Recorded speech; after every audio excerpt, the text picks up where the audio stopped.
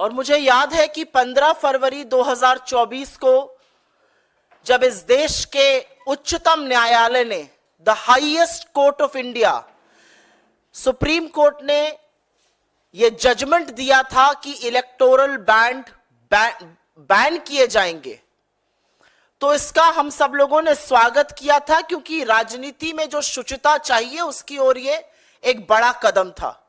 मुझे याद है इसी प्लेटफॉर्म से मेरे सहयोगियों ने और मेरे नेताओं ने आपको एड्रेस किया था और हमने इसका स्वागत किया था। इसका स्वागत इसलिए किया गया था क्योंकि चुनावी चंदा जो होता है वो कैसे आ रहा है, उसको कौन दे रहा है, किस लिए दिया जा रहा है, क्या मोटिव है, यह लोकतंत्र में जनता को जानना बड़ा जरूरी है। और यह वाकई में एक ऐतिहासिक निर्णय था। 2017 से यह जो ऑर्गेनाइज लूट मची थी, इसका अंत सुप्रीम कोर्ट ने 15 फरवरी 2024 को किया था। उसके साथ साथ सुप्रीम कोर्ट ने इस देश के सबसे बड़े सरकारी bank, state bank of India को यह भी निर्देश दिया था, यह भी आदेश दिया था कि 6 मार्च तक इलेक्टोरल बॉन्ड के डोनर की सूची सार्वजनिक की जाए और चुनाव आयोग के साथ साझा की जाए। करीब 21 दिन का वक्त मिला था। जैसा कि मैंने कहा, पूंजीपतियों की बढ़ती हुई हिस्सेदारी, उनका बढ़ता हुआ प्रभाव, नीति निर्माण कुछ ही लोगों के लिए होना, यह सारा कच्चा चिट्ठा जो था वो खुल जाता अगर लोगों का नाम सार्वजनिक हो जाता।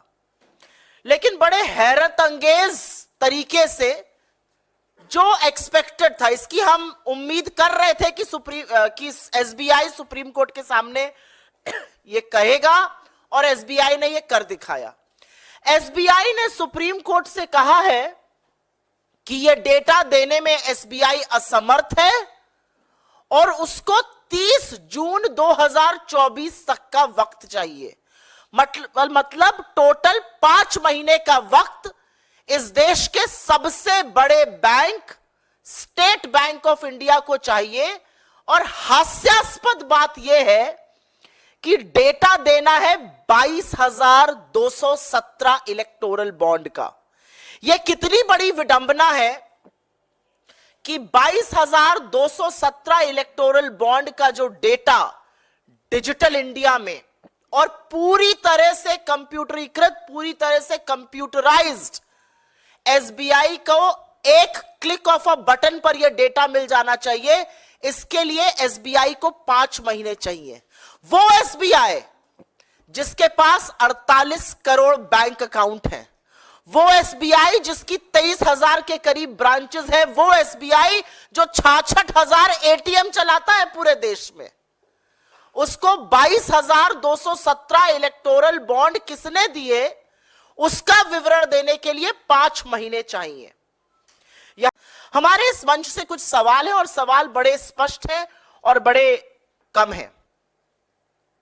पहला सवाल हमारा यह है कि इस देश का सबसे बड़ा सरकारी बैंक, पूरी तरह से कंप्यूटराइज्ड बैंक एसबीआई को 22,217 इलेक्टोरल बॉन्ड देने के लिए 5 महीने का समय क्यों चाहिए? यह तो एक क्लिक ऑफ अ बटन पर होना चाहिए। हमारा दूसरा सवाल यह है कि एसबीआई को एकाएक जब अवधि जिस दिन देना था उसके 24 घंटे पहले एसबीआई क्यों जागा? क्या एसबीआई को 25 दिन का टाइम लग गया यह सोचने में कि उनको कितना वक्त लगेगा? और यह एक बड़ा सवाल है। एक और सवाल है और इसका मैंने उल्लेख भी किया कि 48 करोड़ अकाउंट, 66,000 करीब एटीएम, 23,000 करीब ब्रांचेस होने वाले एसबीआई को 22,000 महज अकाउंट के लिए 5 महीने चाहिए। यह कितना हास्यास्पद है। एसबीआई पर प्रेशर कौन बना रहा है? इस आर्थिक अनियमितता को, इस काले धन के गोरख धंधे को कौन पनपने दे रहा था? क्यों एसबीआई पर दबाव बनाया जा रहा है? ऐसा क्या हो जाएगा अगर चुनाव के पहले ये नाम सामने आ गए? और सवाल यह उठता है कि क्या लोगों को लोकतंत्र में यह जानने का हक नहीं है कि कौन किस पार्टी को कितना और कब चंदा दे रहा है, जिससे वो देख समझकर वोटिंग के पहले अपना मन बना सके। ये पूरा गोरख धंधा है, अलायंस अब एसबीआई के साथ की गई है।